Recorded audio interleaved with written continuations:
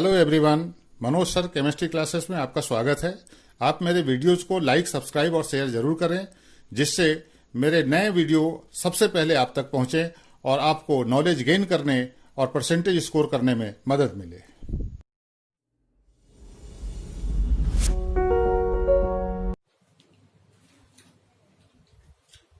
Hello everyone, आज हम ठोसों में रिक्तियां पढ़ेंगे, वॉइड्स इन सॉलिड्स। क्रिस्टल जालक संरचना में क्रिस्टल के रचक कणों के मध्य काफी रिक्त स्थान होता है। ये रिक्त स्थान विशिष्ट ज्यामिति ग्रहण किए होते हैं। एक उदाहरण से समझते हैं। एक डब्बा लीजिए, उसमें बहुत सारे कांच के कंचे भर दीजिए।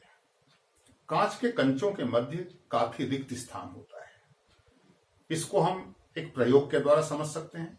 डब्बे में ऊपर से रेत भरा जाए तो रेत कांच के कंचों के मध्य जो रिक्त स्थान होता है उसमें जाने लगता है, तो रेत उसके अंदर समाते जाएगा जब तक कि रिक्तियां पूरी भर ना जाए।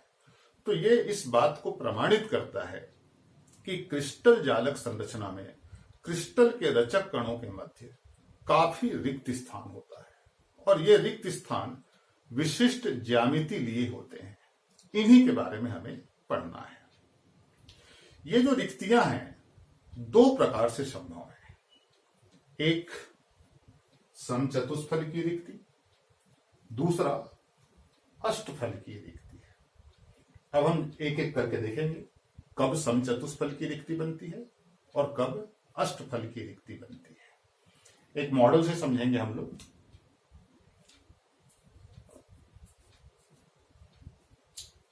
ये तीन गोलों से घिरा हुआ एक त्रिकोणीय भाग है।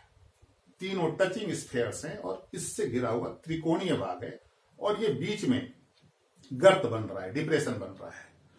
अब ये जो बीच में छिद्र बन रहा है, इस छिद्र के ऊपर यदि एक गोला रख दिया जाए तो देखिए चार गोलों के बीच एक रिक्ति बन रही है। चार गोलों से घिरी हुई अंदर में एक रिक्त स्थान है, वॉइड है। अब उस रिक्त स्थान का नाम समचतुष्फल की रिक्ति क्यों कहते हैं? ये चारों गोलों के केंद्र को यदि मिलाया जाए तो एक समचतुष्फलक की संरचना बनती है। तो चूंकि समचतुष्फलक ज्यामिति के भीतर वो रिक्ति है, इसलिए इस रिक्ति का नाम समचतुष्फल की रिक्ति कहा गया है। अब चित्र से उतना स्पष्ट नहीं होता है, इसलिए मैं आप लोगों को एक मॉडल के द्वारा समझाने का प्रयास कर रहा हूं। अब समचतुष्फल की रिक्ति की कुछ विशेषताएं होती हैं जिसको हम लोग समझेंगे। देखिए यहां पे जो क्रिस्टल के रचक कण हैं, पहले हम लोग देख चुके हैं। इनको कैसा मानते हैं? गोलाकार। अणु हो, परमाणु हो, आयन हो, क्रिस्टल के रचक कणों को गोलाकार माना गया है। तो गोले की त्रिज्या, रेडियस ऑफ स्फेयर्स से तात्पर्य है रचक कण की त्रिज्या। इसके बाद इन रिक्तियों में भी कोई छोटा कण हो सकता है। तो रिक्तियों में जो कण होगा उसकी जो त्रिज्या होगी वो कहलाएगी रिक्ति की त्रिज्या। तो इस प्रकार रिक्ति की त्रिज्या और गोलों की त्रिज्या दो अलग अलग चीजें हुई और इन दोनों का अनुपात सदैव स्थिरांक होता है। समचतुष्फल की रिक्ति में रिक्ति की त्रिज्या और गोलों की त्रिज्या, इनका अनुपात 0.225 होता है और ये एमपी बोर्ड में कई बार पूछा जा चुका है और विभिन्न प्रतियोगी परीक्षाओं में भी ये आ चुका है। इस प्रकार बहुत ज्यादा इंपॉर्टेंट है। रिक्ति की त्रिज्या और गोलों की त्रिज्या का अनुपात स्थिरांक होता है जिसका मान 0.225 होता है। अब हम समझेंगे कि इकाई कोशिका में जो रचक कण होते हैं और समचतुष्फल की रिक्ति में क्या संबंध है। देखिए जैसे ये किसी इकाई कोशिका का रचक कण है।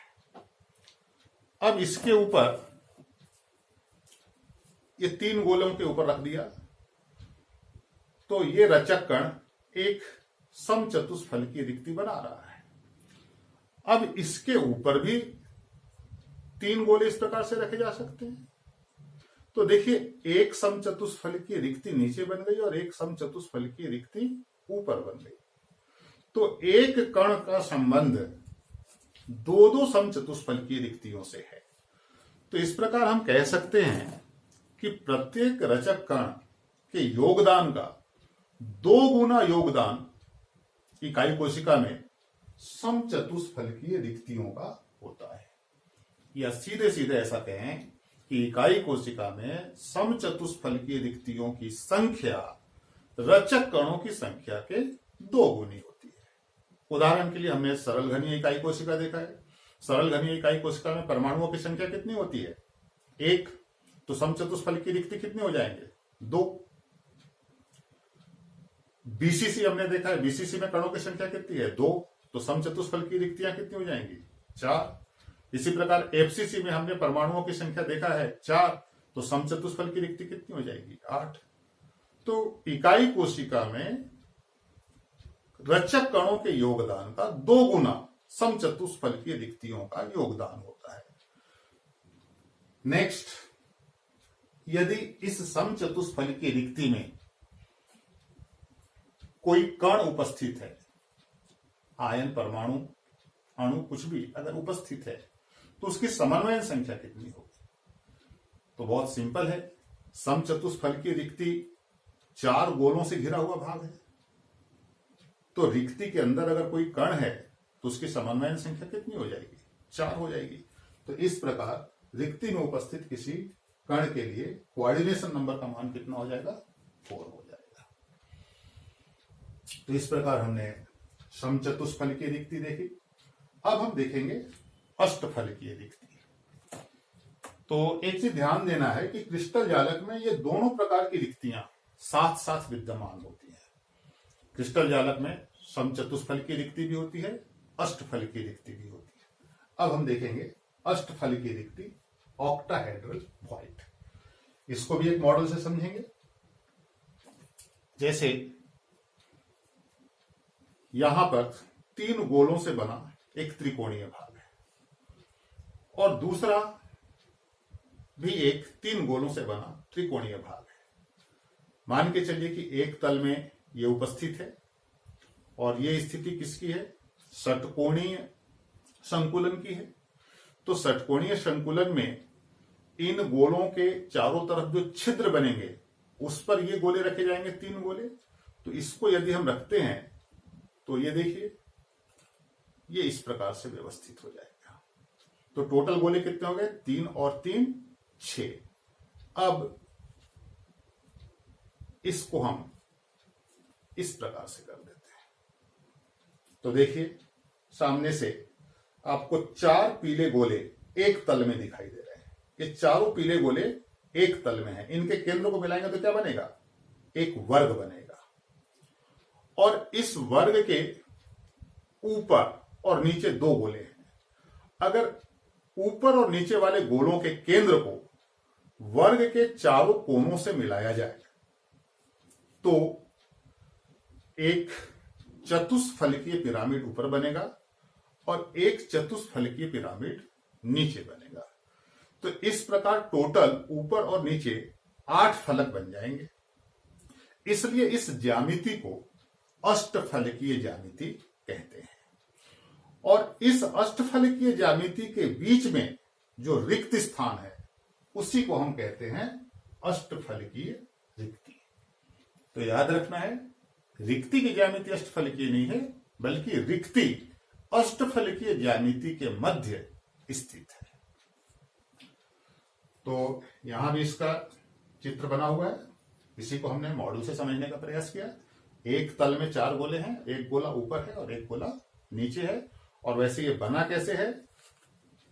2 त्रिकोणीय जो गोलों का से बना भाग है उसको एक दूसरे पे रखने से ये बनता है।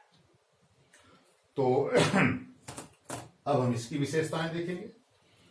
यहां भी रिक्ति के अंदर जो कण है उसकी त्रिज्या और रचक कण की त्रिज्या, इनका अनुपात स्थिरांक होता है। तो रिक्ति की त्रिज्या और गोलों की त्रिज्या का अनुपात स्थिरांक होता है और इसका मान होता है 0.414। ये भी एमपी बोर्ड में अनेकों बार पूछा जा चुका है और विभिन्न प्रतियोगी परीक्षाओं में भी पूछा जाता है। अब अष्टफल की रिक्तियों का इकाई कोशिका में जो परमाणुओं की संख्या है, कणों की संख्या है, उससे क्या संबंध है? तो यहां बराबरी का संबंध है। इकाई कोशिका में जितने रचक कण होंगे, जितने परमाणु होंगे, उतनी ही संख्या में अष्टफल की रिक्तियां बनेंगी। तो जैसे अभी हमने यहां पर देखा, समचतुष्फल की रिक्ति कणों की संख्या से दोगुनी होती है, लेकिन यहां अष्टफल की रिक्ति कणों की संख्या के बराबर होती है। इसका मतलब सरल घनीय इकाई कोशिका में अष्टफल की रिक्तियों की संख्या कितनी होगी? 1, बीसीसी में कितनी हो जाएगी? 2, और एफसीसी में कितनी हो जाएगी? 4 हो जाएगी। तो कणों की संख्या के बराबर होती है। अब यदि हम रिक्ति के अंदर स्थित किसी कण की समन्वयन संख्या ज्ञात करना चाहें, तो हमें पता है कि ये रिक्ति 6 गोलों से घिरा हुआ भाग है। 4 एक तल में है, एक ऊपर और एक नीचे, तो टोटल 6 गोलों से ये रिक्ति बन रही है। तो समन्वयन संख्या कितनी हो जाएगी? 6 हो जाएगी। तो रिक्ति में उपस्थित किसी कण की समन्वयन संख्या 6 हो जाएगी। तो इस प्रकार हम लोगों ने समचतुष्फल की रिक्ति टेट्राहेड्रल वॉइड, अष्टफल की रिक्ति ऑक्टाहेड्रल वॉइड पढ़ा। क्रिस्टल जालक संरचना में ये दोनों प्रकार की रिक्तियां साथ साथ बनती हैं। कब बनती है समचतुष्फल की रिक्ति, कब बनती है अष्टफल की रिक्ति, और इनकी विशेषताएं हम लोगों ने देखा है। अब इसके पहले वाले वीडियो में हम लोगों ने ठोसों में संकुलन पढ़ा है, पैकिंग इन सॉलिड्स, और आपको बताया था कि संकुलन और रिक्ति मिलाकर के प्रश्न बनते हैं। जैसे एक उदाहरण देते हैं। यदि आपसे पूछा जाए कि एक ठोस सीसीपी के जालक बिंदु बनाता है, क्यूबिक क्लोज पैकिंग के जालक बिंदु बनाता है, इसमें समचतुष्फलकीय और अष्टफलकीय रिक्ति की संख्या बताइए। प्रश्न फिर से एक बार रिपीट करता हूं। एक ठोस सीसीपी के जालक बिंदु बनाता है, ठोस में समचतुष्फलकीय रिक्ति और अष्टफलकीय रिक्ति की संख्या बताइए। तो याद कीजिए, हमने सीसीपी पढ़ा है, घनीय निविड संकुलन।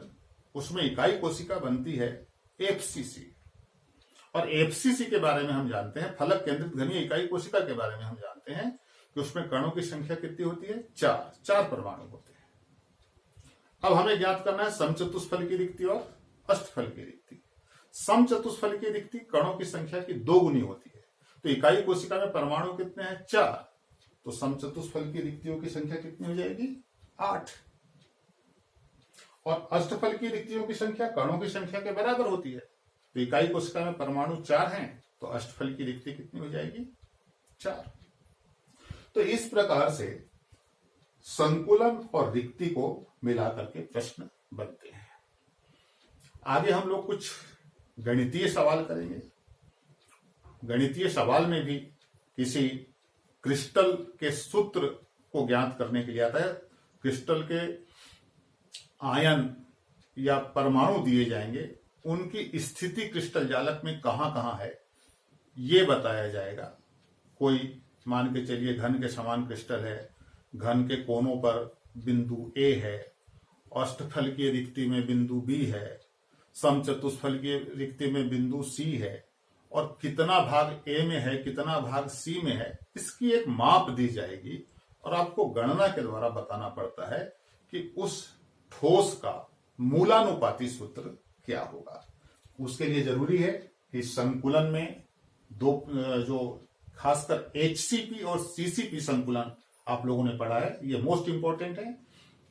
एचसीपी और सीसीपी की विशेषताएं हम लोगों ने देखी हैं, और यहां हमने दो प्रकार की रिक्तियां देखी और इनकी विशेषताएं देखी।